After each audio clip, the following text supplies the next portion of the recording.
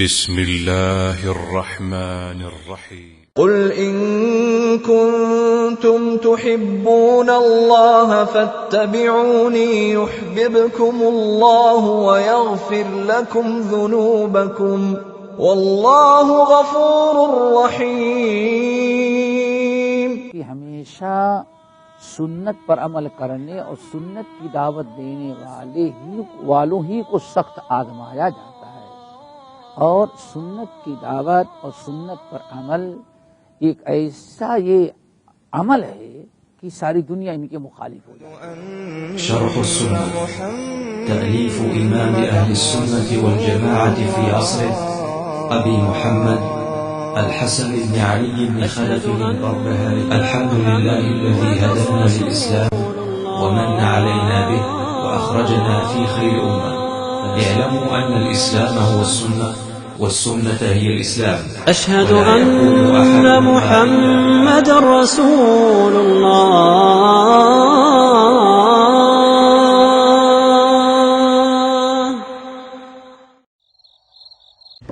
بسم الله الرحمن الرحيم. إن الحمد لله نحمده ونستعينه ونستغفره ونعوذ بالله من شرور أنفسنا ومن سيئات أعمالنا. من يهده الله فلا مضل له ومن يضلله فلا هادي له وأشهد أن لا إله إلا الله وأشهد أن محمدا عبده ورسوله. يا أيها الذين آمنوا اتقوا الله حق تقاته ولا تموتن إلا وأنتم مسلمون. يا أيها الناس اتقوا ربكم الذي خلقكم من نفس واحدة وخلق منها زوجها وبث منهما رجالا كثيرا ونساء واتقوا الله الذي تساءلون به والأرحام إن الله كان عليكم رقيبا. يا أيها الذين آمنوا اتقوا الله وقولوا قولا سديدا يصلح لكم أعمالكم ويغفر لكم ذنوبكم ومن يطع الله ورسوله فقد فاز فوزا عظيما. أما بعد فإن خير الحديث كتاب الله وخير الهدي هدي محمد صلى الله عليه وسلم وشر الأمور محدثاتها وكل محدثة بدعة وكل بدعة ضلالة وكل ضلالة في النار. محترم حضرات، شرح السنہ کے درس میں پچھلے ہفتے صحابہ کرام کے متعلق گفتگو کی تھی کہ صحابہ کرام رضوان اللہ علیہم اجمعین کی فضائل قرآن اور حدیث میں بکثرت موجود ہیں. اس سلسلے میں میں نے بہت ساری آیات پیش کی تھیں. آپ حضرات ان کو سنیں گے، یاد کریں گے تو صحابہ کا مقام مرتبہ سمجھ میں آئے گا. اور آخر نبی علیہ السلام کی کچھ حدیثیں بھی بیان کی تھی. آخر میں بات یہاں آ کے رکی تھی کہ صحابہ کرام رضوان اللہ علیہم اجمعین کہ آپس کے جو اختلافات ہوئے اس میں ہمارا کیا کردار ہونا، ہمیں کیا کرنا ہے، یہیں پر بات آ کے رکی تھی. تو ابھی اس موضوع پر گفتگو کرنے کے پہلے چند چیزوں کو آپ اچھی طرح سے سمجھ لیں. سن چکے ہیں لیکن یاد دہانی کے طور پر. نمبر 1، اللہ تعالیٰ نے صحابہ کرام کے متعلق ارشاد فرمایا وعد اللہ الذین آمنوا منہم وعملوا الصالحات منہم مغفرۃ واجرا عظیما. سورہ محمد کی سورہ فتح کی آخری آیت. محمد رسول اللہ والذین معہ اشداء علی الکفار رحماء بینہم تراہم رکعا سجدا یبتغون فضلا من ربہم ورضوانا سیماہم فی وجوہہم من اثر السجود ذلك مثلهم في التوراة ومثلهم في الإنجيل كزرع أخرج شطه فآزره فاستغلظ فاستوى على سوقه يعجب الضراع ليقيد بهم الكفر وعد الله الذين آمنوا وعملوا الصالحات منهم مغفرة وأجرا عظيما. یہی آیت ہے نا. آخر میں اللہ نے ارشاد فرمایا یہ جو محمد صلی اللہ علیہ وسلم کے صحابی ہیں، ساتھی ہیں، اللہ نے اپنا وعدہ کر رکھا ہے کہ ان میں جو ایمان اور عمل صالح کریں گے مغفرتاً، اللہ تعالیٰ ان کی مغفرت کرے گا. تو گویا کہ صحابہ کی مغفرت ہوگی. ایک چیز تو یہ. اور اللہ رب العالمین نے فرمایا ایک جگہ اولئک هم الصادقون، یہ سچے لوگ ہیں. سچے لوگ. اللہ نے گارنٹی دی کہ صحابہ جھوٹ نہیں بولتے تھے. اور صادق کیسے؟ زبان سے نہیں، دل کے بھی سچے اور زبان کے. دو چیزیں ہو گئی. اللہ تعالیٰ نے ان کی مغفرت کا وعدہ کیا اور ساتھ ساتھ اللہ نے گارنٹی کیا دی ہے؟ اولئک هم الصادقون، وہ سچے ہیں. دو چیزیں ہو گئی. نمبر 3، اللہ رب العالمین نے ان کے لیے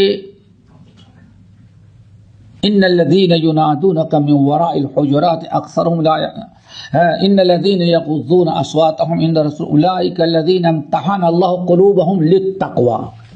اللہ نے ان کے دل کو تقوی کے لیے منتخب کر لیا ہے. تو اس کا مطلب ہے کہ صحابہ متقی تھے. سمجھ میں آ رہے نا؟ اولئک الذین امتحن اللہ قلوبهم للتقوی، اللہ نے ان کے دل کو تقوی کے لیے چن لیا، منتخب کیا. یہ ہے مغفرت کا، ان کے سچے ہونے کا اور متقی ہونے کا، اور کہ ان کے دلوں کو اللہ نے تقوی، تقوی کا معنی سمجھیں گے، جس کے دل میں تقوی آ جائے بس ختم معاملہ. نمبر 4، اللہ تعالیٰ نے اپنی رضا کا ان سے اعلان کر دیا ہے. لقد رضی اللہ عن المؤمنین والمؤمنات لقد رضی اللہ عن المؤمنین الذین یبایعونک تحت الشجرہ. 14 سلوک ان سے راضی. پھر سورۃ التوبہ کی آیت رضی اللہ عنہم ورضوا عنہ. سارے صحابہ سے اللہ تعالیٰ نے اپنی رضا کا اعلان کیا ہے. یہ چند چیزیں یاد رکھیں. آگے بات سمجھیں. صحابہ کا مقام مرتبہ تو آگے تھا. اب آگے ذرا سے یاد رکھیں کہ صحابہ اتنے اونچے مقام مرتبے کے تھے. اچھا ایک چیز اور یاد رکھیں، صحابہ کے اخلاص کی بیان. اخلاص خاص نہیں، اخلاص وہ کیسے؟ اولئک هم الصادقون اور یبتغون فضلا من اللہ و رضوانا. محمد صلی اللہ علیہ وسلم کے ساتھی جو ہے جو کچھ کیے زندگی گزارے دنیا کے لیے صرف اللہ تعالیٰ کی رضا. یہ اخلاص کی دلیل ہے کہ مخلص.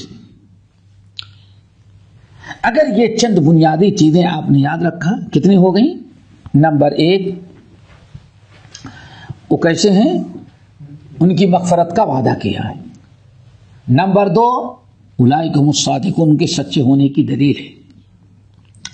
نمبر 3 اللہ تعالیٰ نے ان کے دلوں میں اولئک الذین امتحن اللہ قلوبهم للتقوی، اللہ تعالیٰ نے ان کے دلوں میں تقوی رکھا. ٹھیک ہے نا؟ واضح ہے نا؟ اور اللہ تعالیٰ نے ان کو اخلاص سے نوازا ہے. نمبر 4 ہو گئے نا؟ اخلاص سے نوازا ہے. کیا دلیل ہے؟ یبتغون فضلا من ربهم ورضوانا. جتنی بھی قربانیاں وہ دیتے ہیں اسے دنیا نہیں چاہتے، صرف اللہ کی رضا، یعنی اخلاص، اعلیٰ درجے کے اخلاص. اور آخری چیز میں نے کیا بتائی کہ اللہ نے ان سے اپنی رضا کا اعلان کیا. رضی اللہ عنہم ورضوا عنہ. یا ان الذین یبایعونک تحت الشجرہ لقد رضی اللہ عن المؤمنین اذ یبایعونک تحت الشجرہ. اللہ تعالیٰ ان سے خوش ہو گیا. بہت ساری چیزیں، لیکن چند چیزوں کو آپ ذہن نشین کر لیں. اخلاص تھا، کوئی دنیا کے حرص اور تما نہیں تھی، تقویٰ تھا، سچے تھے، متقی تھے، بہت ساری چیزیں ہیں.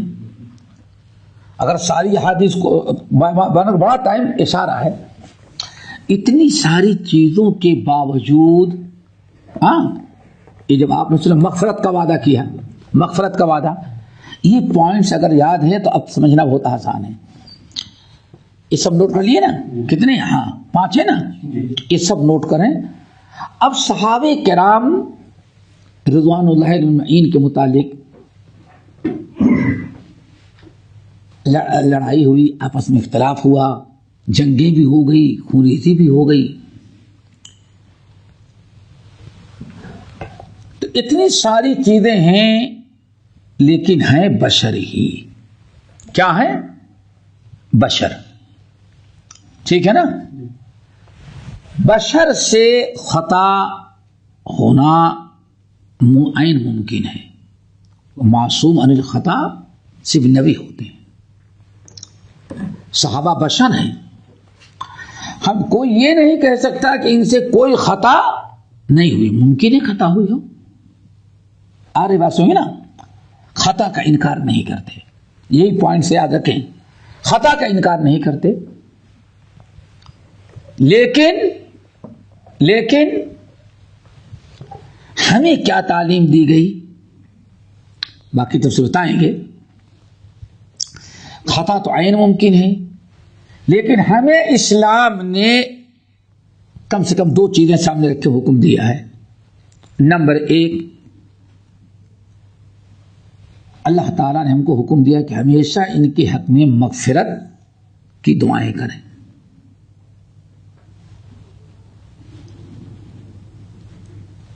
وَلِإِخْوَانِنَا رَبَّنَا اغْفِرْ لَنَا وَلِإِخْوَانِنَا الَّذِينَ سَبَقُونَا.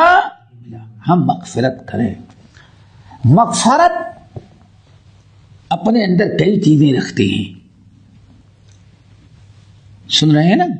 مغفرت کئی چیزیں. آپ جو مغفرت کرتے ہیں، کیا کسی دشمن کے لیے بھی کرتے ہیں مغفرت؟ نہیں. یہی نقطہ سمجھیں. مغفرت ایک ایسا حکم ہے کہ اس کے پیچھے بہت ساری چیزیں ہیں. نمبر 1، ان سے محبت ہوگی. کیا ہونا چاہیے؟ محبت. آپ ذرا سوچیں، سب سے زیادہ محبت آپ کو اپنے ماں باپ سے ہوتی ہے. کتنے دعائیں مغفرت کرتے ہیں، دوست کو کرتے ہیں، بیوی بچوں کے حق میں دعائیں مغفرت کرتے ہیں. تو مغفرت نتیجہ ہوتا ہے کسی سے محبت کا. سمجھ رہے ہیں نا؟ جس سے محبت نہیں ہوگی کبھی مغفرت نہیں کریں گے. جس سے محبت ہوگی، جس سے عداوت ہوگی، جس کی نفرت ہوگی دل میں، اس کے تو بد دعا کریں گے آپ. کبھی بڑے شریف ہوں گے تو یہی کہیں گے کہ اللہ تعالیٰ اس کو ہدایت دے دے. لیکن دوستو، یہ مغفرت کا جو اللہ نے حکم دیا، تو مغفرت میں نے کہا ہے نتیجہ ہوگا. یہ کس کا نتیجہ ہوتا ہے؟ محبت کا، عظمت کا، اور آپس کے لگاؤ کا. آپس کے لگاؤ، ہمدردی کا. ایک تو یہ کہ ان کے ہمدردی ہو، محبت ہو، الفت ہو، اور ہمارا قلبی لگاؤ ان سے ہو. یہ ساری چیزیں ہوگی تبھی ہم ان کے حق میں دعائیں مغفرت کریں گے. ٹھیک ہے نا؟ آگے، وَلَا تَجْعَلْ فِي قُلُوبِنَا غِلًّا لِلَّذِينَ آمَنُوا. اللہ، یہ ایمان والے جو ہیں، جس میں سب سے پہلے کون ہے؟ جو ہم سے پہلے گزر چکے، سبقونا اللہ، ان کے متعلق کبھی ہمارے دل میں کینہ، کپٹ، نفرت نہیں آنے دینا. کا مطلب ہے کہ دل صاف ہونا چاہیے. کیسے بھی ان سے خطائیں ہوئی ہوں، سمجھو، کیسے بھی ان سے خطائیں ہوئی ہوں، کتنی بھی ان کی آپس میں جنگیں ہوئی ہوں، لیکن ہمارے دل ان کے متعلق صاف ہونا چاہیے. دل میں کسی کی طرفداری اور کسی پر تنقید، کسی کی نفرت نہیں ہونا چاہیے. جو اللہ نے حکم دیا وَلَا تَجْعَلْ فِي قُلُوبِنَا غِلًّا لِّلَّذِينَ آمَنُوا، یہ انسان کو ہونا چاہیے. اب دوسری چیز یہ تو سمجھ گئے نا. دوسری چیز کیا ہے؟ اللہ اکبر. دوسری چیز دوستو، صحابہ کے متعلق ہمیں یہ تصور، یہ خیال رکھنا چاہیے کہ اگر ان سے غلطی ہوئی ہے، ایک یا دو یا تین چار، اللہ نے معاف بھی کر دیا ہو. اسی پر جیسے سنا ہے اللہ تعالیٰ نے کیا کیا، ان کو مغفرہ، ان کی مغفرت کا وعدہ کیا ہے. ان اللہ لا یخلف المیعاد. تو اگر ان کی خطائیں ہمیں سننے میں آئیں یا ان کی کچھ غلطیاں بشری تقاضے کے متعلق جو ہمیں سامنے آئیں، تو فوراً ہم ان کی چند لغزشوں کی بنا پر زندگی بھر کی ساری قربانیاں اور نیکیوں کو نظر انداز نہ کر دیں. ہماری نگاہ کس پر ہونی چاہیے؟ ان کی خوبیوں پر.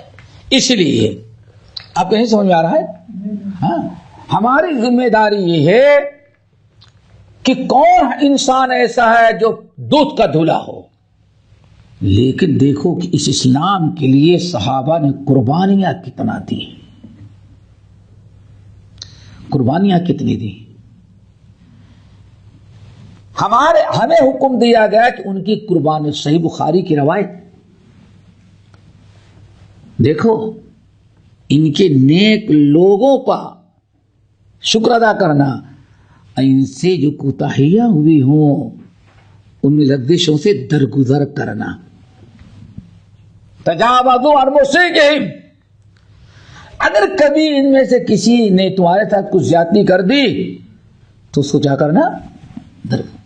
صحیح بخاری کی روایت.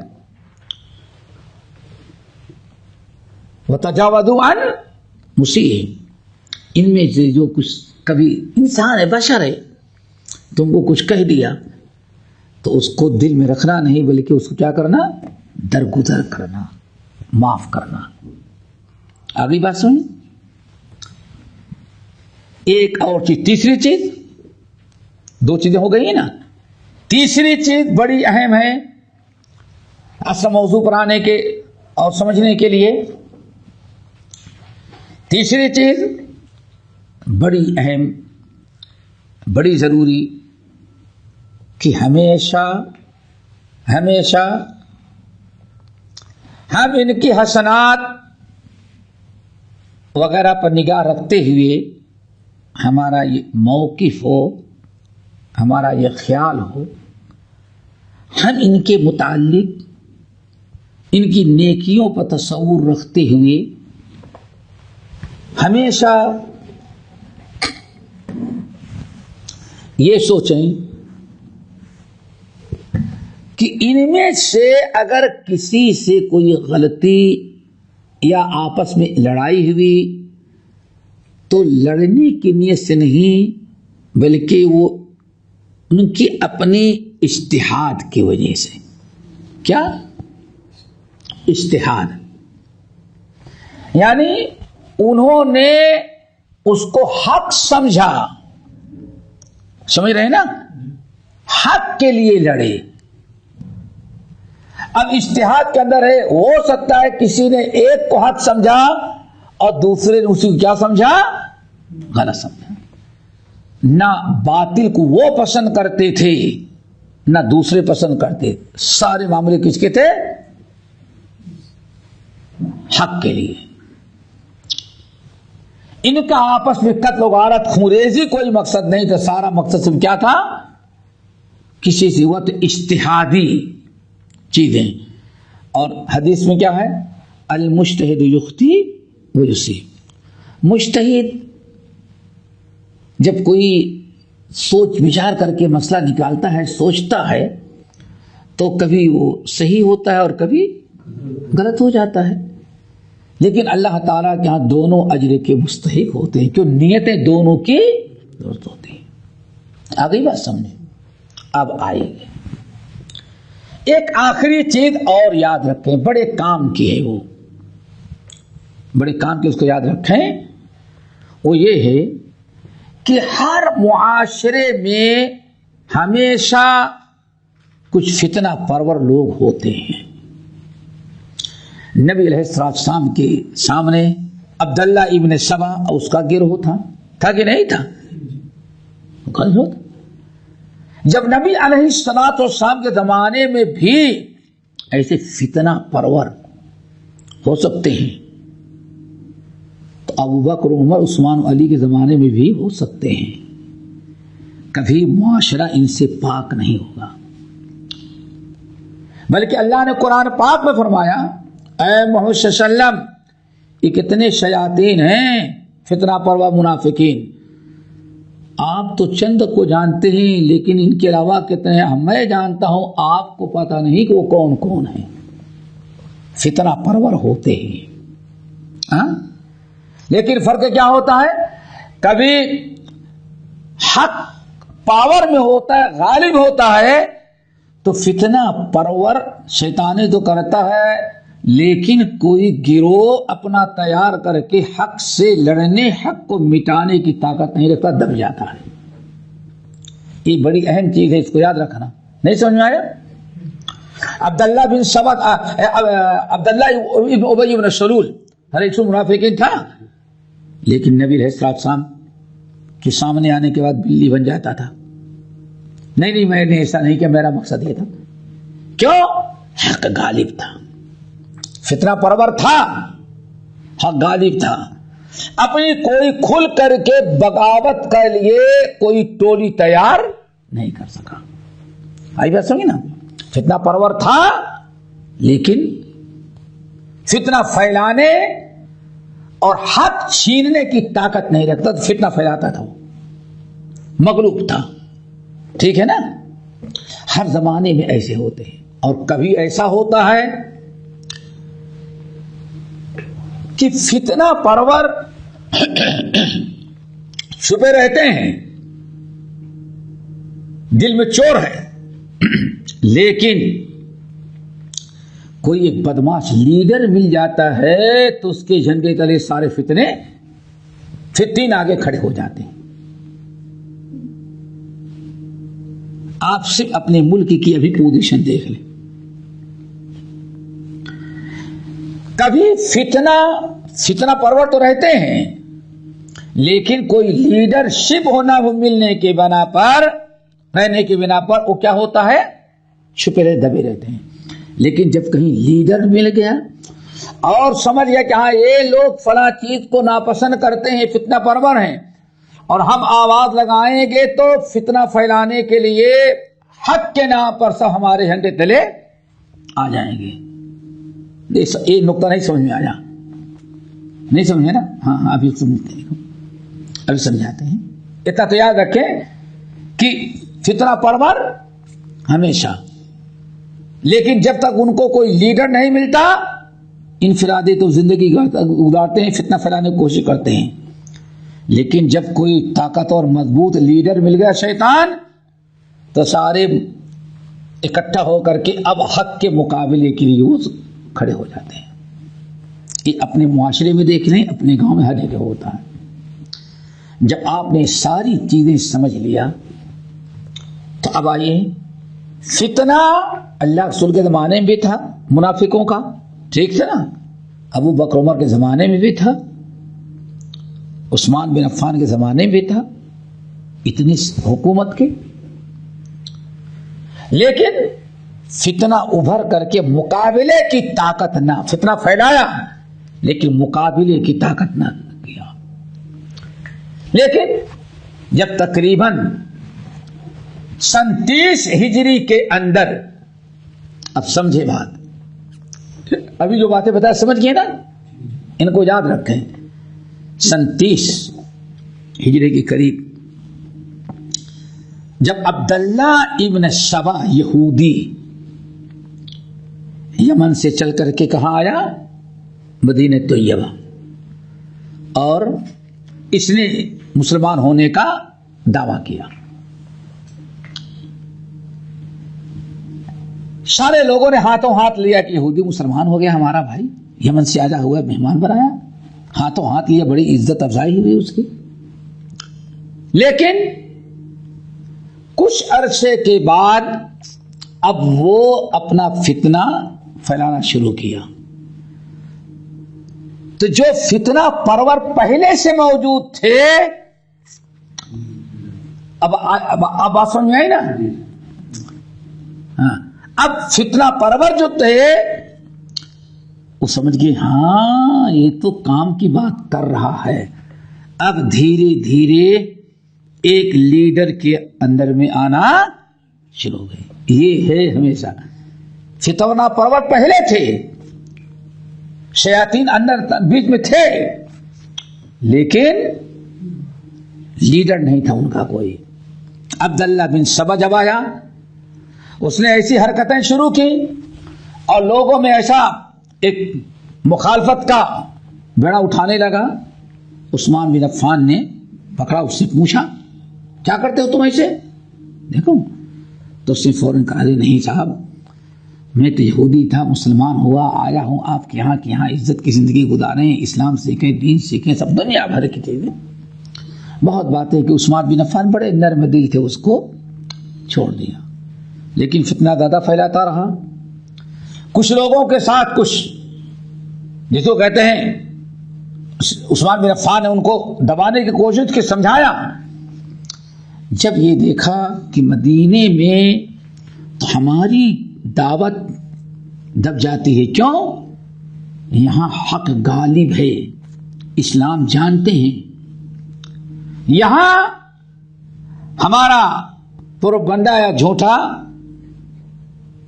فریب نہیں چلے گا. تو بھگ کے عثمان بن عفان نکالا اور چلا گیا کوفہ. کوفہ میں بھی اچھے خاصے لوگ تھے، وہاں بھی نہیں، آخر میں چلا گیا وہ مصر میں اس کو اپنے جیسے بہت سارے لوگ مل گئے. آگے بات سمجھیں، یہاں سے فتنہ شروع کیا، یہاں تک کہ 34 ہجری کے اندر مصر اور اس کے ارد گرد میں عثمان بن عفان رضی اللہ جو فتنہ لوگ تھے بیوقوف، حضرت عثمان بن عفان پر اس نے اعتراض کرنا شروع کر دیا. اور وہی اقربا پرستی کا، دیکھو عثمان بن عفان نے ایسا کیا، فلاں ان کا رشتہ دار فلاں ایک گورنر ہے، دیکھو اس نے گورنر بننے کے بعد اتنا ایک بڑا گھر مکان بنا لیا، یہ کہاں سے آیا پیسہ؟ ایک قوم کا پیسہ ہے، عثمان سے اپنے قرابت داروں کو بیت المال سے. اللہ حول ولا قوت. سارے لوگ سمجھ گئے تھے جھوٹا ہے، لیکن جن کے دلوں میں فتنہ تھا ان کو تو ہاں بالکل بجا کہہ رہا ہے.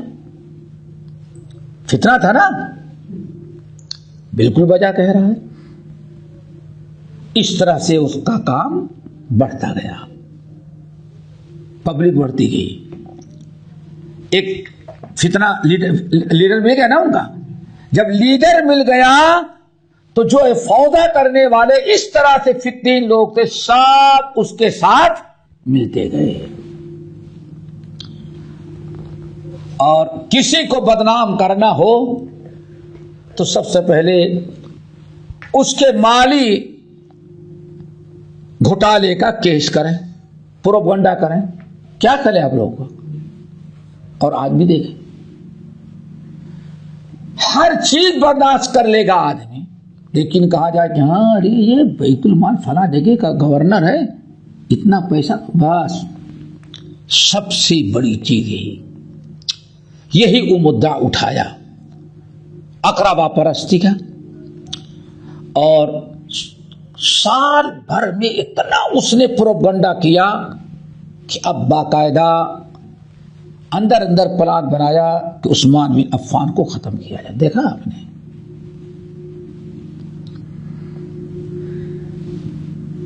سن 35 ہجری کے اندر، کتنا؟ 35 ہجری کے اندر اعلان کیا حج کا. حج کے ایام تھے، مصر میں بیٹھے بیٹھے اس خبیث عبداللہ بن سبا نے کیا کیا؟ حج کا اعلان کیا. اب پبلک اکٹھا ہونے لگی، لیکن اپنے بدماشوں کو لے کر کے کچھ پلان اور بنایا. لوگوں کو اس نے دھوکہ دینا چاہا تاکہ لوگوں کو پتا نہ چلے. حج کا نام لیا اور اندر اندر یہ تھا کہ مدینے میں سارے صحابہ، سارے بڑے بڑے لوگ کثیر تعداد میں کہاں چلے گئے ہیں؟ حج میں. اور ہم لوگ حج کا نام لیں گے، یہاں آپ سے نکلیں گے، مدینہ تک پہنچیں گے، کسی کو پتا نہیں چلے گا. کیوں؟ ہم نے اعلان کس کا کیا ہے؟ حج کا. بہت بڑا لشکر حج میں جا رہا ہے. جب مدینہ آ گیا تو اس نے سیدھے بغاوت کا اعلان کیا. تب لوگوں کو پتا چلا کم وقت حج میں نہیں جا رہا تھا، بلکہ کیا مدینے پر یا عثمان بن عفان کے خلاف کارروائی کرنے کے لیے.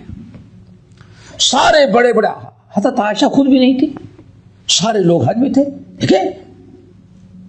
اور سارے بلوائی گنڈے جن کو اسلام سے کوئی تعلق نہیں، نہ روزے کے نہ نماز کے، پورا کردار اٹھائے. نہایت گھٹیا قسم کے لوگ، عوام، ہلڑ باز جس کو کہتے ہیں، اس سارے لوگوں کو. اب ہو سکتا ہے اس میں کچھ لوگ بھولے بھالے بھی رہتے ہیں، وہ جیسے نبی علیہ السلام کے زمانے میں رئیس المنافقین نے ام المومنین عائشہ پر الزام لگایا تو اچھے اچھے لوگ بھی اس میں. یاد رکھنا، یہی سمجھو. پہلے ان کا مقصد کوئی غلط نہیں تھا، لیکن فتنے کو سمجھنے میں خطا ہوئی، فتنے کو فتنہ نہ سمجھ سکے. آئی بات سمجھے نا بھائی؟ حسان بن ثابت جیسے انسان سے بارے میں کوئی تصور کرتا تھا حضرت عائشہ، لیکن جب فتنہ اٹھایا رئیس المنافقین نے، اور ایسی باتیں اس نے گڑ کر کے کہی کہ اچھے سے اچھا آدمی شک میں پڑ جائے. ہاں بھائی کچھ تو ضرور ہوگا. پوری سورۃ نور کے اندر پورا قصہ سنانے بخاری کی روایت کے ساتھ دیکھیں.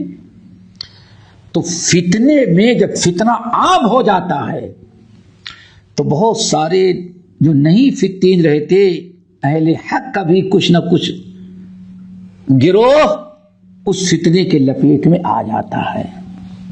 اسی لیے کہا جاتا ہے کہ بہت سارے لوگوں کو فتنہ جب آتا ہے تو فتنہ نہیں سمجھتا، جب فتنہ ختم ہوتا ہے تب پتا چلتا ہے کہ فتنہ تھا. آئی بات سمجھے نا؟ اب حج کے بہانے پورے مدینے پر حملہ کر کے، مدینے کے لوگ حج میں، قرب و جوار کے سارے لوگ حج میں، اور سمجھتا ہے ظالم سمجھ رہے تھے کہ اب کوئی حج چھوڑ کر کے آنے والا ہے نہیں. اور اس زمانے پلین ہیلی کاپٹر میں نہیں کہ فوراً پہنچ جائے، آنے کے لیے بھی کم سے کم 4-5 دن، اتنے میں تو آ کر کے مدینے پر اس نے چڑھائی کر کے بغاوت کا اعلان کیا. عثمان بن عفان رضی اللہ تعالیٰ عنہ کا محاصرہ کر لیا. یہ ہے فتنہ جو میں نے بتایا. 2 چیزیں یاد رکھنا کہ فتنہ پرور ہمیشہ رہتے ہیں، لیکن کب تک؟ جب تک کوئی لیڈر نہ ہو منتشر رہتے ہیں. جب کوئی لیڈر ان کو مل جاتا ہے، آواز اٹھائے، ان کے دل کی آواز اٹھایا تو سارے فتنہ پرور اکٹھا ہو جاتے ہیں. ایک چیز تو یاد رکھنا، جیسے عبداللہ بن سبا، فتنے اللہ رسول کے زمانے میں تھے، ابو بکر عمر کے زمانے میں بھی ایسے لوگ معاشرے میں موجود تھے، لیکن عبداللہ ابن سبا جیسا لیڈر ان ظالموں کو نہیں ملا تھا. عثمان بن عفان کے زمانے میں جب مصر کے علاقے میں گیا تو وہاں یہ اس کے ہم مزاج لوگ بڑی تعداد میں مل گئے. آخرکار سن 35 میں 34 سے شروع ہوا، 35 میں عثمان بن عفان کی شہادت کر ڈالا. اب یہاں دو چیزیں ذرا یاد رکھنا اچھی طرح سے اور ان کو بھولنا نہیں. نمبر ایک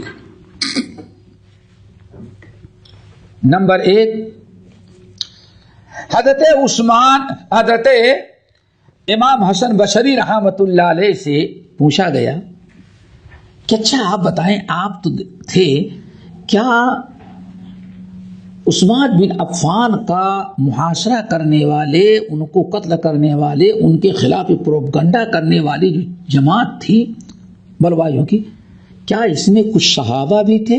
اللہ اکبر، اصحاب رسول بھی تھے؟ سمجھ نہیں نا، یہ بہت اہم نقطہ ہے. کیا عثمان بن عفان پر بہتان لگانے والے، یہ الزامات لگانے والے اور ان کا محاصرہ کر کے ان کو قتل کرنے والے عبداللہ بن سبا بلوائی جو آئے تھے، کیا ان میں صحابہ کرام بھی تھے؟ حضرت امام حسن بصری اللہ کی قسم ایک صحابی ان کے ساتھ نہیں تھا. یعنی سب کے سب فتنہ پرور، اور کچھ لوگ جو تھے وہ فتنے کو پہچان نہ سکے اور ان کو حق پر سمجھ کر کے ان کے ساتھ شامل ہو گئے.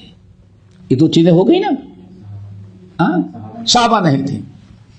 اب ایک چیز تو یہ ہے، سمجھ گئے نا، کیا کہ اس فتنے میں کوئی صحابی یا عثمان بن عفان پر اعتراض کرنے والے، تنقید کرنے والے، ان کے خلاف قتل کی کوشش کرنے والے، ان کے خلاف پروپگنڈا کرنے والوں میں کوئی صحابی نہیں تھا، بلکہ سب کون تھے؟ غیر صحابی. اور اکثریت کہاں کے تھے؟ مصر، اور وہاں سے نکلے راستے کے جنگلی لوگ تھے. ہاں کچھ رہے جو میں نے کہا کہ بھولے بھالے آ گئے تھے. ایک چیز تو سمجھ گئے نا، کیا کہ کوئی صحابی نہیں تھا، کوئی صحابی نہیں تھا، سب کیا تھے؟ غیر صحابی. ایک چیز تو یہ کہ کوئی صحابی نہیں تھا، سب یہ بلوائی تھے. دوسری چیز جو بڑی اہم ہے وہ یہ یاد رکھنے کی کہ کوئی صحابی نہیں تھا اور سارے صحابہ، یعنی کوئی مقابلے کی یہاں گنجائش بھی نہیں تھی. جو صحابہ تھے ان میں سے بہت سارے لوگوں نے، حضرت علی خود تھے، حسن حسین، سارے نوجوانوں کو دروازے پہ کھڑا کر رکھا تھا. اور کچھ لوگوں نے یہ بھی کہا تھا کہ امیر المومنین جب تک اجازت نہیں دیں گے ہم نہیں لڑیں گے. اجازت مانگتے تھے کہ اگر آپ کہیں تو ہم اجازت دیں، لڑتے ہیں، ہم ان سے مقابلہ کریں گے. لیکن عثمان بن عفان رضی اللہ تعالیٰ عنہ اجازت نہیں دی، اجازت نہیں دیا اور کہا کہ نہیں، ہم اس طرح سے لڑنے کی اجازت نہیں دیں گے. صحابہ کرام کہتے ہیں وہاں جو تھے حضرت علی اور دوسرے صحابہ کرام کہتے ہیں کہ اصل میں ہم لوگوں کو نہیں معلوم تھا کہ قتل تک کی نوبتیں لائیں گے. ہم لوگ یہ سمجھتے تھے کہ بلوائی ہیں، ہلڑ بازی کر رہے ہیں اور عثمان بن عفان ہم لوگوں کو لڑنے سے روک رہے ہیں، گھیرے رہیں گے، سارے حجاج واپس آ جائیں گے، مسئلہ ختم ہو جائے گا. کہتے لیکن یہ نہیں سمجھتے تھے اتنے برے ارادے سے ایک کمبخت آئے ہوئے ہیں اور اس طرح سے وہ چڑھائی کریں گے. تو ایک چیز تو یہ ہے بڑی اہم، اس کو سمجھے پہلے. نہ کوئی صحابی تھا، جو صحابہ مدینہ میں تھے باقاعدہ وہ مقابلہ کرنا چاہتے تھے، لیکن امیر المؤمنین عثمان بن عفان نے ان کو مقابلے کی اجازت نہیں دی.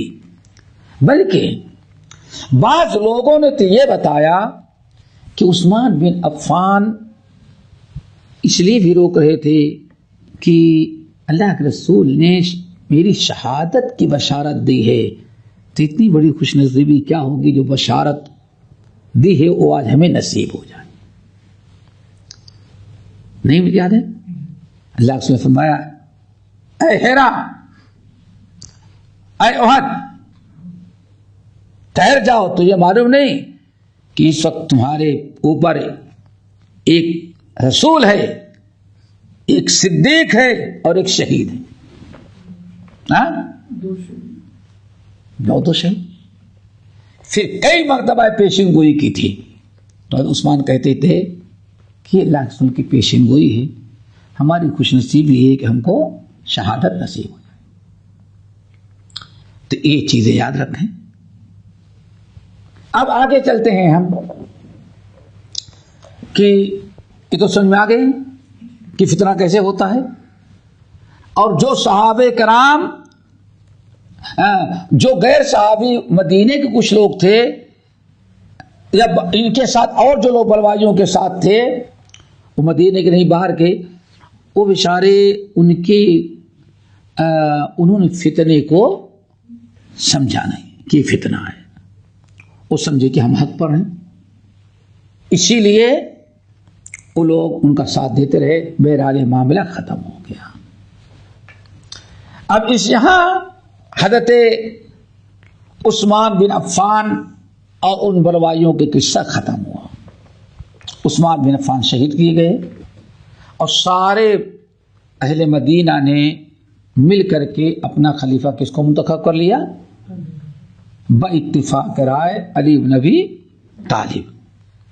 بات ہو گئی نا؟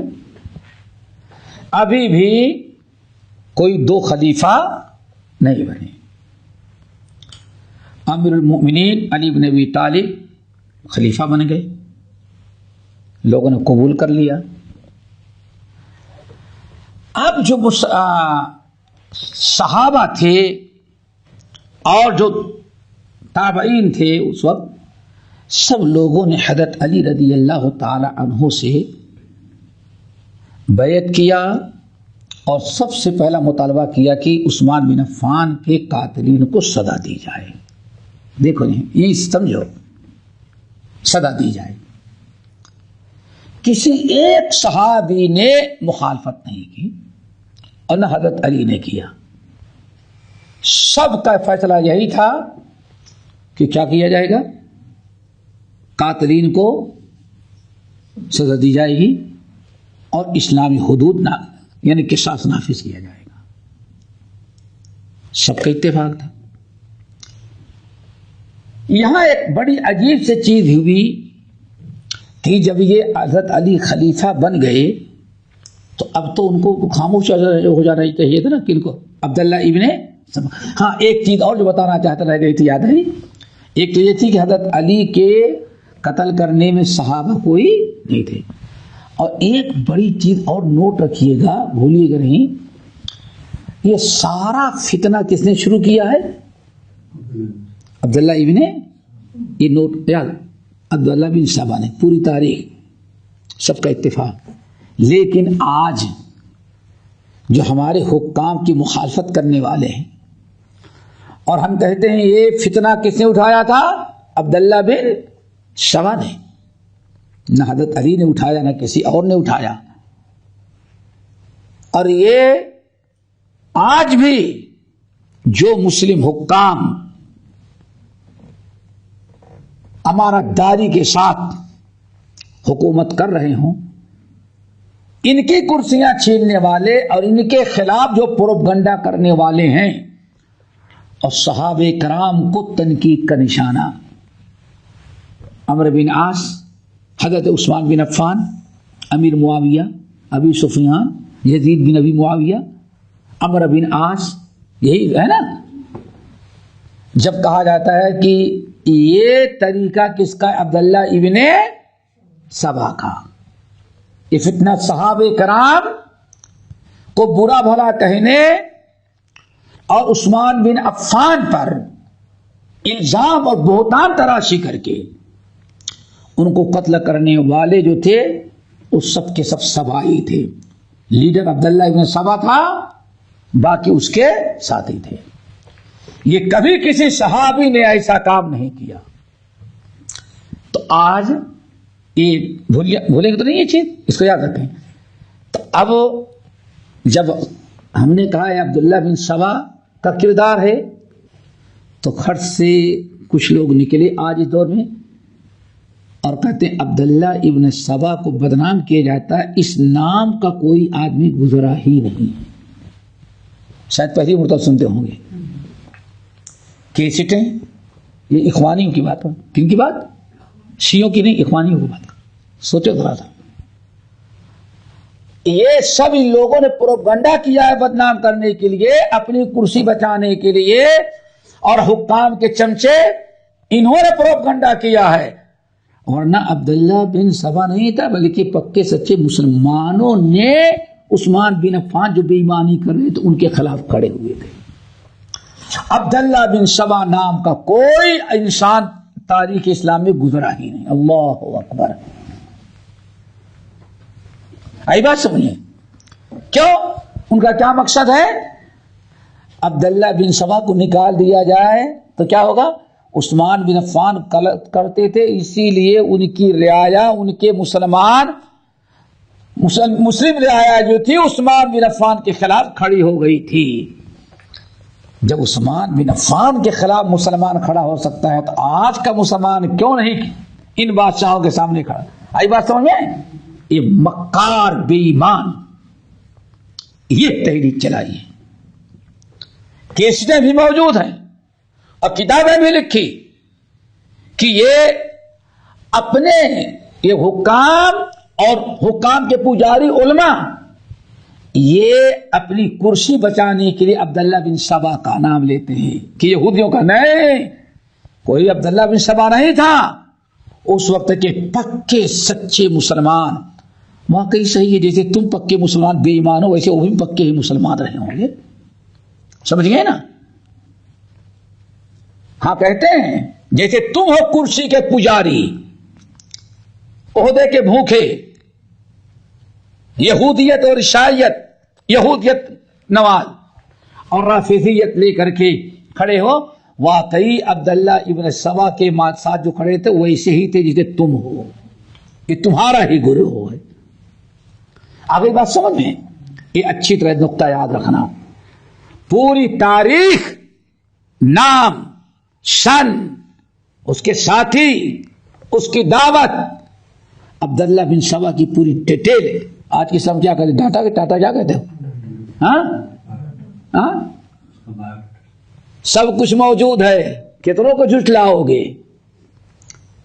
یہ سارا فتنہ عثمان بن عفان کے خلاف کھڑا کرنے والا کون تھا؟ عبداللہ بن سبا. فتنہ پرور جو دبے ہوئے تھے ان کو لیڈر ملا، اور قصاب ملعون نے جھوٹ بولا، حج کا بہانہ لیا تاکہ کسی کو پتہ نہ چلے، ورنہ شاید راستے ہی میں اس کو ختم کر دیتے. حج میں جا رہے ہیں، پہلے مدینہ جائیں گے، مدینے سے کہاں جائیں گے؟ مکہ جائیں گے، اور مقصد تک اس طرح سے بہانے آئے اور اچانک عثمان بن عفان گھیراؤ کر کے قتل کر ڈالے. نعوذ باللہ من ذالک. چلیں عثمان بن عفان تک تو بات ہو گئی. شہید کیے گئے، خلیفہ کون بن گئے؟ ابھی حضرت علی رضی اللہ تعالیٰ عنہ کی خلافت پر کسی ایک مسلمان نے اختلاف نہیں کیا. اب یہاں دو چیز بڑی اہم ہے، یاد رکھنا، شاید وہ جلدی لکھی ہوئی نہیں ملے گی. دو چیز. نمبر ایک، یہ جو گروپ تھا عبداللہ بن سبا، ان کا مقصد اصل میں لڑانا تھا، ورنہ حضرت علی جب خلیفہ بن گئے، عثمان بن عفان ختم کر دیے گئے، تب تم کو خاموش ہو جانا چاہیے تھا نا. کیا خیال ہے؟ مقصد تو پورا ہو گیا. پبلک کو جو انہوں نے بتایا تھا تو پورا ہو گیا نا ان کا. اب تو حضرت علی کے ہاتھ پر بیعت کر کے کلی طور پر خاموش بیٹھ جاتے. یہی ہونا چاہیے تھا نا. پھر کو فتنہ پھیلاتے رہے. تو مطلب ہے کہ ان لوگوں کا کام، عبداللہ بن سبا نے جو ٹیم تیار کی تھی اس کا مقصد یہ نہیں تھا عثمان بن عفان یعنی جو بھی برسر اقتدار ہو اس کو ابھار کر کے مسلمانوں کو میں اختلاف ڈال کر کے ان کو آپس میں لڑاؤ. میرا خیال بات خوب واضح ہے، اس لیے اب آگے بڑھتے ہیں. یہ نقطہ یاد کر لیا نا کہ مقصد اگر عثمان بن عفان کا کہ سیاست کا ہوتا تو خاموش ہو جائیں، لیکن پھر کیوں نہیں خاموش ہوئے، پھر بھی فتنہ کرتے رہے. چلیں اسی لیے حضرت علی رضی اللہ تعالیٰ عنہ کہ خلافت پر کسی نے مخالفت نہیں کی، سب نے کہا ہاں یہی مستحق ہے، بے اتفاق صحابہ ہو گئے. اب جو صحابہ تھے اور اچھے لوگ تھے وہ حضرت علی رضی اللہ تعالیٰ عنہ سے کہتے کہ فی الفور آپ ان کو قتل کریں جنہوں نے عثمان بن عفان کے پر ظلم کیا ہے، قاتلین کو اکٹھا کریں اور اسلام جو سزا مقرر کرتا ہے وہ سزا ان کو دیں. عثمان بن عفان نے کہا بالکل، انکار نہیں کیا. حضرت علی نے کہا بالکل. اب یہی سمجھو کیا بتایا، صحابہ کے اندر اخلاص تھا، تقویٰ تھا، ریاکاری نہیں تھی. ہو سکتا ہے کبھی کسی مسئلے کے حل کرنے میں، سمجھنے میں، سمجھانے میں کسی صحابی نے ایک ناحیے سے سوچا اور دوسرے نے دو ناحیے سے. کرنا تو ہے لیکن کیسے کیا جائے اس کے سوچ اور فیصلے میں اختلاف ہو جاتا ہے. نقطہ سمجھے نا. حضرت عائشہ رضی اللہ تعالی عنہ حج سے واپس آ گئی. کہاں؟ مدینہ. لازمی چیز ہے، حضرت عائشہ سے پاورفل تو کوئی نہیں تھا اس وقت. ہاں ٹھیک ہے حضرت علی خلیفہ تھے، عثمان خلیفہ تھے، لیکن سب حضرت عائشہ کو مانتے تھے. کوئی حضرت عائشہ کے خلاف آواز ان کی بات کو رد کرنے والا نہیں تھا. اللہ کے رسول کی اتنی چہیتی تھی، اتنی بڑی عالمہ فاضلہ حضرت عائشہ کے کچھ لوگ جو ساتھ تھے مکے سے نکلے اور یہی تھا کہ سب سے پہلے حضرت علی سے ملیں اور حضرت علی کو کہا جائے کہ فوراً قاتلین کو گرفتار کیا جائے اور سزا دی جائے. ٹھیک ہے نا. حضرت عائشہ آئیں اور دوسرے لوگوں نے بھی مل کے حضرت علی رضی اللہ تعالیٰ کے پاس جا کے مطالبہ کیا کہ امیر المومنین آپ خلیفہ بن گئے، اب آپ کی ذمہ داری ہے کہ عثمان بن عفان پر جو اتنا ظلم ہوا ہے اور ان کے ساتھ جو زیادتی ہوئی، ان کے قاتلین اور ان کے ساتھ ظلم کرنے والوں کے ساتھ اسلامی قانون کے مطابق، شریعت کے مطابق آپ کارروائی کریں. حضرت علی نے کہا بالکل ٹھیک ہے نا، بالکل کریں گے. حضرت علی رضی اللہ تعالیٰ نے کہا لیکن بدلہ نہ لیا، کوئی قاتل گرفتار نہ ہوا. یہاں تک کہ حضرت علی رضی اللہ تعالیٰ عنہ فتنے کو سلجھانے سمجھنے کے لیے کوفہ تک پہنچ گئے. کہاں تک؟ کوفہ تک، چونکہ زیادہ لوگ وہیں کے آئے ہوئے تھے نا مصر وغیرہ سے. حضرت عائشہ رضی اللہ تعالیٰ عنہ اور ان کے ساتھیوں کا تک نے ابھی فی الفور لینا چاہیے. حضرت علی سے مطالبہ کیا. حضرت علی نے کہا دیکھیں سب ہمارے نگاہ میں ہیں، یہ ظالم کیا تھے، یہ جو تھے خوارج یا کیا ہے سبائی، یہ جو ہے لوگوں میں منتشر ہو گئے. لوگوں میں کیا کیا، ان کی جوان اس ٹولی میں اس چاروں طرف وہ پھیل گئے. اب ایک کو پکڑ کو سزا دینے کے لیے بہت سارے راستے لوگ ابھی اس کے روکا نہیں سمجھایا، یعنی کوئی آسان نہیں تھا. حضرت علی نے کہا دیکھے حالات ذرا ہموار ہونے دے، سازگار ہونے دے، قاتلین موجود ہیں لیکن ایسے ادھر ادھر گھس گئے ہیں، منتشر ہو گئے ہیں کہ ابھی فی الفورس پکڑنا وہ بھی کہیں اور فتنے کا سبب نہ بن جائے. لازمی چیز ہے وہ شیطان جو عبداللہ بن سبا اس کے ساتھیوں نے ہنگامہ آئی کی تھی، وہ تو یہی سمجھے کہ ہاں ہم حق پر ہیں. اب ان کو سمجھانا بجھانا، پبلک کو کنٹرول کر کے پھر ان ظالموں کو گرفتار کر کے سزا دیں گے تو دوبارہ ہنگامہ نہیں ہوگا. آئی بات سمجھے نا. حضرت علی نے کہا یہ، حضرت عائشہ وغیرہ نے کہا ٹھیک ہے، علی تحقیق کر رہے ہیں تو ہم لوگ مدینے سے چلتے ہیں، حضرت علی سے مل کے بات کرتے ہیں. حضرت علی کہاں تھے؟ کوفہ میں. حضرت عائشہ مدینے سے بہت سارے لوگوں کو لے نہیں چلیں گے ہم، کہ بھائی کیوں تاخیر ہو رہی، پکڑے اور گئے تب مشورہ دینے کے لیے. قافلہ جاتا رہا، بھائی حضرت عائشہ جا رہی کیوں؟ حضرت عثمان بن عفان سے مل کر کے قاتلوں کو سزا دلوائی تھی. تو جتنے بیچارے چاہتے تھے کہ ظالموں کو سزا دیا، ان میں سے بہت سارے لوگ راستے بھی ملتے گئے. میں تنہا ہی چلا تھا جانب منزل، مگر لوگ ساتھ آتے گئے اور کارواں بڑھتا گیا، بنتا گیا. یہ بڑھتے چلے گئے. حضرت علی کے پاس پہنچے، حضرت علی نکلے، دونوں کی بات چیت ہوئی، مصالحت ہو گئی.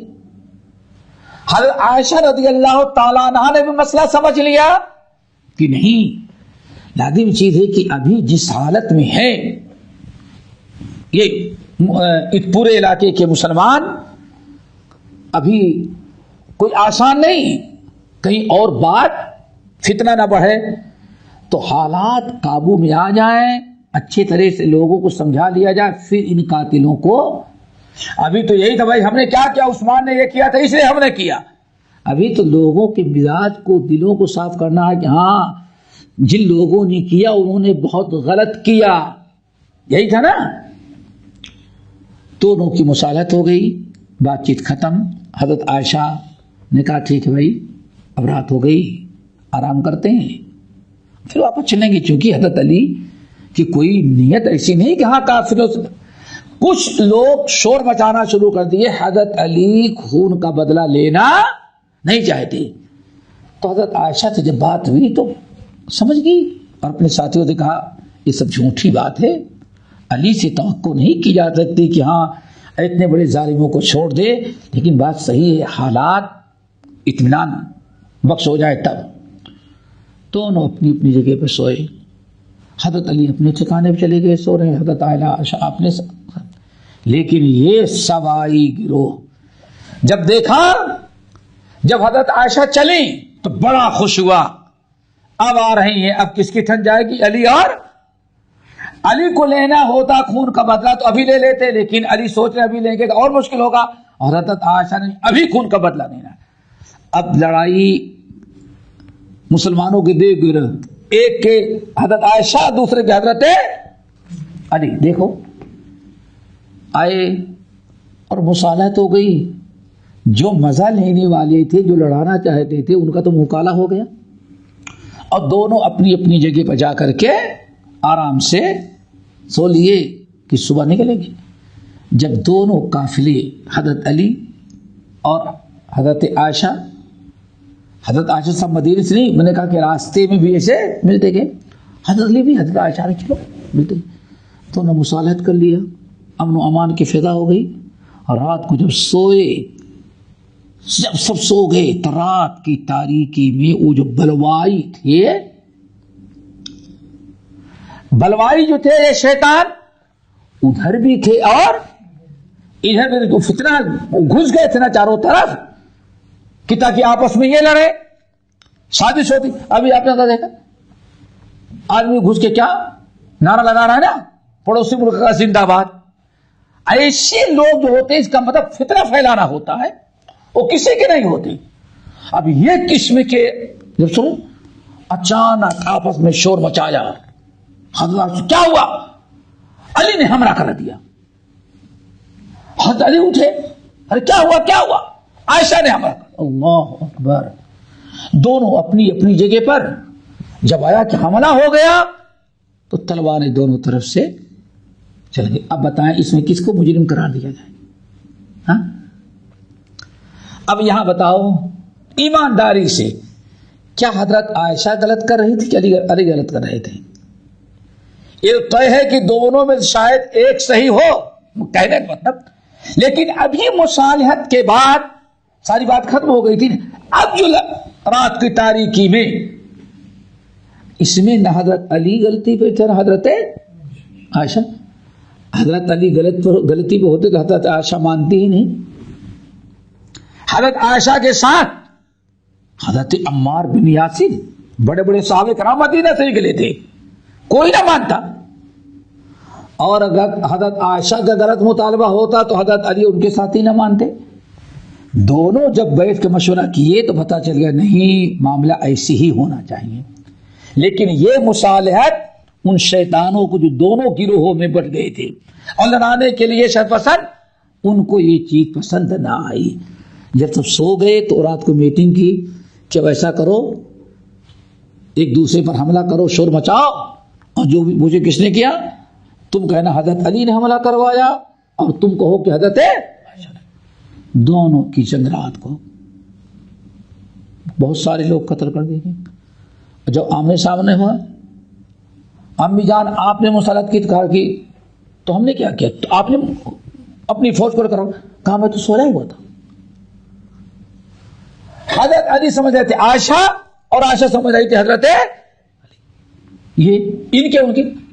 تو پتا چلا کہ وہ شیطانوں کا کام تھا. جب دونوں سامنے ہوئے تو دونوں افسوس کر رہے ہیں کہ نہیں، یہ فتنہ فساد اور نے پھیلایا. اب آپ بتائیں، جب اتنے صاف بات ہے تاریخ کی روشنی میں، تو ہمیں ایک فیصلہ کرنے کی کیا ضرورت ہے؟ یہ ظالم تر وہ، یہ حق پتہ وہ. حضرت عائشہ اگر نہیں سمجھی تھی حق پر، تو حضرت علی سے مصالحت کرنے کی کیا مجبوری تھی؟ اور حضرت علی اگر سمجھتے حضرت عائشہ بیجا کر رہی ہیں تو حضرت عائشہ کی بات سننے کی کیا ضرورت تھی؟ اس کا مطلب یہ ہے کہ ہاں، وہ شر پسند ٹولہ جو تھا وہی دونوں گروہوں میں آپس میں جنگ کرایا. اس طرح سے اور بہت سارے معاملات ہوئے ہیں. انشاءاللہ باقی تفصیل ہم اگلے پروگرام میں بتائیں گے. اللہ تعالی ہم سب کو عمل کرنے کے توفیق نصیب فرمائے. اقول قولی ھذا واستغفر اللہ من کل ذنب واتوب الیہ. ہمارے چینل کو سبسکرائب کیجیے اور بیل آئیکن کو دبانا نہ بھولیے تاکہ آپ کو نئی ویڈیو برابر ملتی رہیں. لائک اور شیئر کرنا نہ بھولیے.